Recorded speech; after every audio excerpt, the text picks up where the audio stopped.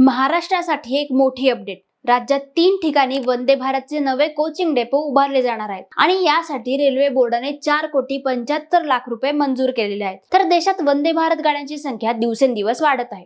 मध्य रेल्वे विभागात पुणे, सोलापूर, नागपूर, कोल्हापूर, छत्रपती संभाजीनगर या सर्व मार्गांवर नवीन वंदे भारत गाड्या धावत आहेत। तर पुणे नागपूर, पुणे कोल्हापूर, पुणे हुबळी, मुंबई गोवा, मुंबई शिर्डी आणि मुंबई नांदेड, नागपूर बिलासपूर अशा 11 पेक्षा जास्त वंदे भारत सेवा राज्यात धावत आहेत। आता याचा परिणाम नेमका काय आहे? सध्याचे कोचिंग डेपो ओव्हरलोड झालेले आहेत। याच परिस्थितीचा विचार करून रेल्वे बोर्डाने मोठा निर्णय घेतलेला आहे। महाराष्ट्रात 3 ठिकाणी नवे वंदे भारत कोचिंग डेपो उभारले जातील।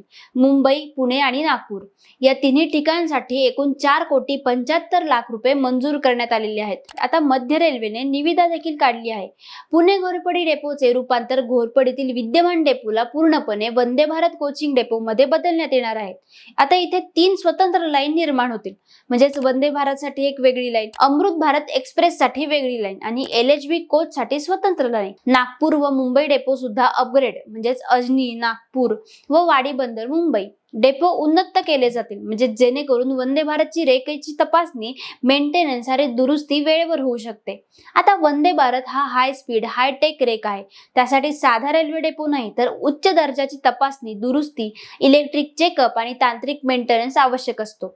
या नवीन डेपोमुळे वंदे भारतचे दैनंदिन मेंटेनन्स जलद होतील, म्हणजेच बिघाड कमी होतील, वेळापत्रक अधिक विश्वसनीय राहील आणि प्रवाशांना आरामदायी आणि सुरक्षित प्रवास मिळेल।